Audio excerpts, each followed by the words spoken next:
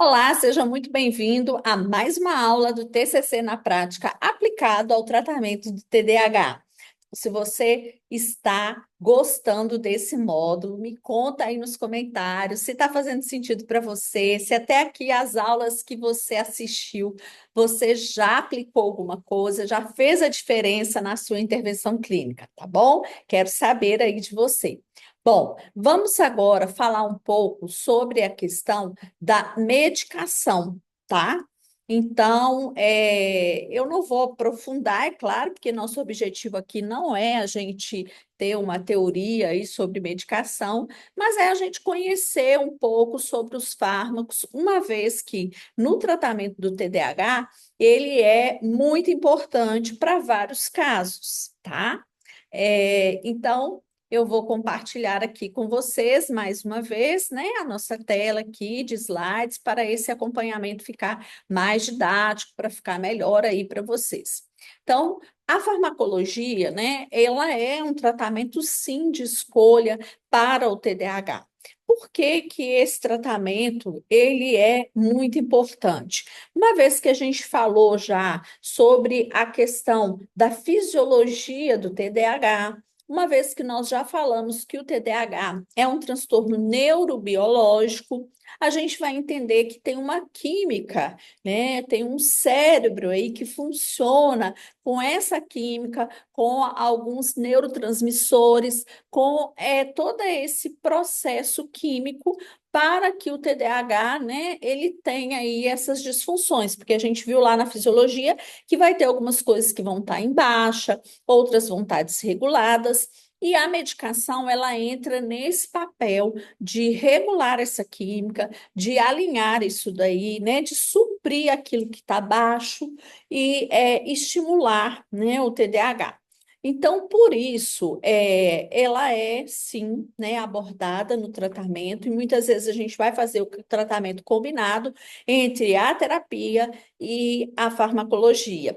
Às vezes o psicólogo ele fica até resistente de encaminhar para o psiquiatra, principalmente quando é criança, e ele fica querendo levar ali o tratamento só na psicoterapia. Mas existem casos que não adianta. Você vai ficar ali, como disse, você vai ficar enxugando gelo, né? Porque não vai ter um resultado eficaz. Então, quando entra com a medicação, aí sim potencializa essa medicação, os efeitos dela através da psicoterapia e vice-versa.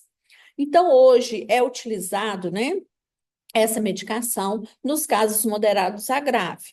Os casos leves, sim, é possível só com a psicoterapia a gente conseguir reduzir os sintomas e tornar essa pessoa bem funcional, né?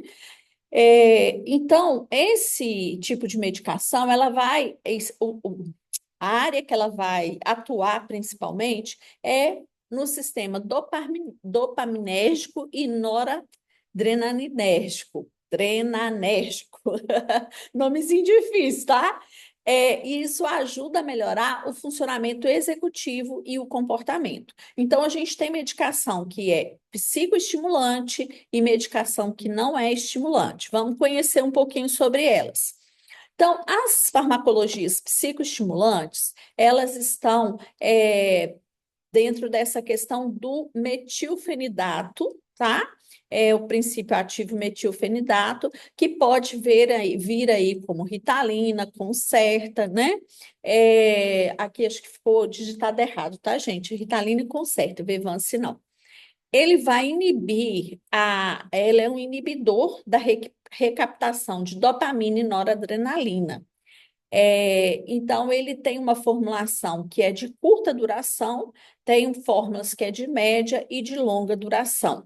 Normalmente, né, a Ritalina é muito conhecida, a tia Rita, né, que muita gente fala por aí, ela é um medicamento mais em conta, mas é a Ritalina de curta duração. Aí acaba que às vezes a pessoa tem que tomar mais de um para poder suprir a necessidade. Então, quando ele opta, por exemplo, para uma de longa duração, a Ritalina LR, né? Então ele vai ter um resultado melhor, mas ela vai ser mais cara um pouquinho, porém ele vai tomar uma quantidade menor.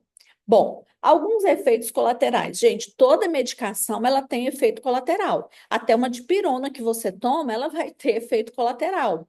Só que tem efeitos colaterais que são toleráveis e que são, às vezes, naquele processo inicial e depois passa, e tem efeitos colaterais que vão ser muito graves, né? No sentido da pessoa não conseguir suportar, aí precisa desse acompanhamento médico para o médico ir ajustando a dosagem ou até mesmo trocando a medicação, tá? Então, tem efeitos colaterais de insônia, diminuição de apetite, irritabilidade e aumento da frequência cardíaca. Cada caso vai ser um caso. É todo mundo que tem esse efeito? Não, tá? Não ponha isso na cabeça. Pode ser que a pessoa tenha, pode ser que não. E pode ser que ela tenha isso com Ritalina, mas não tenha com Concerta, tá? Então, vai depender. E aí, a gente tem aqui a linha do Venvance, que é a lisdexamfetamina, tá?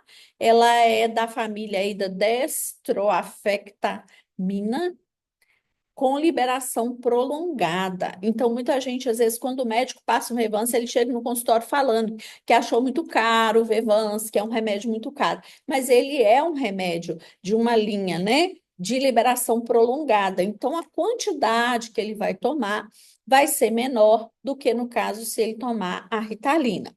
E aí a questão não é só essa, a questão é o efeito também e a tolerância. Algumas pessoas não vão se dar bem nem com a Ritalina, nem com Concerta, e vão se dar bem com Venvance. Algumas pessoas não vão se dar bem com Venvance, tá? Então, o Venvance, ele tem se mostrado bem eficaz na maioria dos casos, mas pode ter pessoas que não se dão bem com ele. E aí, o que que ele faz, né? Ele oferece um efeito mais estável ao longo do dia, porque ele é de longa duração. Os efeitos colaterais, né, são muito parecidos com o do metilfenidato. Então, inclui insônia, a redução do apetite, né? Então, tem aí sintomas, a irritabilidade, parecidos com os efeitos do metilfenidato. Então, tudo isso precisa de ser avaliado e acompanhado pelo médico. Existem também medicamentos que não são estimulantes, que são usados no tratamento do TDAH. Então, nesse caso aí, nós vamos ter é, essa medicação exatamente para as pessoas que não toleram bem os estimulantes, que não vão dar certo nem com Ritalina, nem com Concerta, nem com Vivance, né? Então, a gente vai ter aqui o atomoxetina, que é o Strattera, né? Ele tem outros nomes aí comerciais também. Ele trabalha na inibição da recaptação da noradrenalina. Ele é indicado para paciente, principalmente que tem comorbidade com ansiedade e histórico de abuso de substâncias. O tempo que ele leva para fazer um efeito terapêutico vai variar de 4 a 6 semanas, então um tempo maior do que os outros remédios. E ele também traz efeito colateral. Como eu falei para vocês, todos os medicamentos têm efeitos colaterais.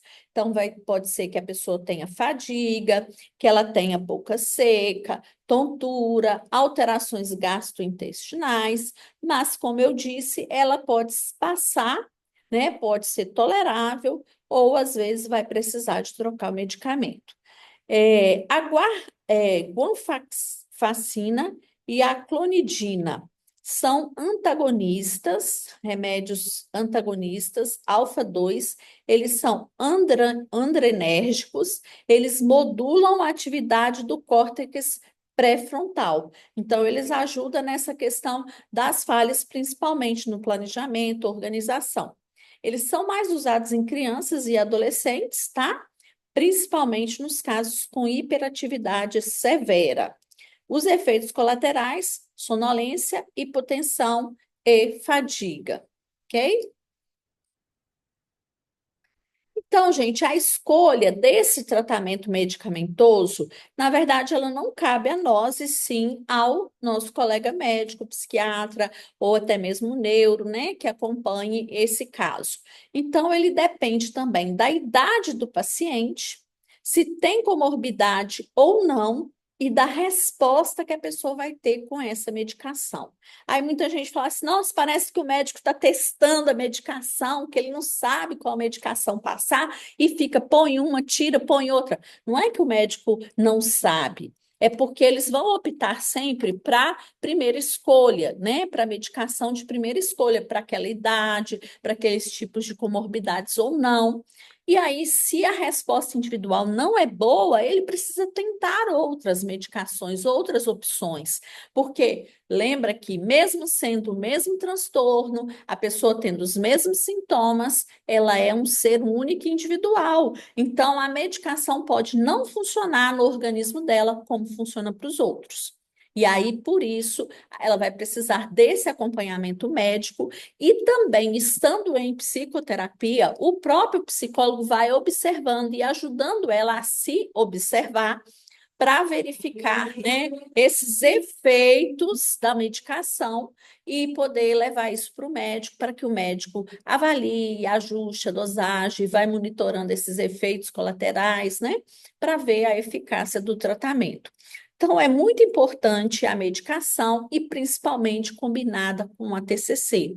Isso vai ajudar tanto a potencialização da própria terapia com a medicação, porque você vai perceber que a pessoa vai reagir melhor ao processo terapêutico e vai ter um engajamento melhor e respostas mais adequadas, quanto vice-versa, né? O medicamento vai ter um efeito melhor se ela estiver em processo terapêutico.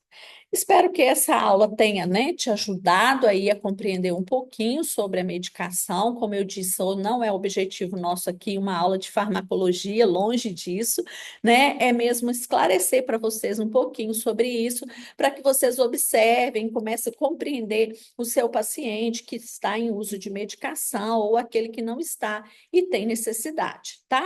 Um beijo e até a nossa próxima aula.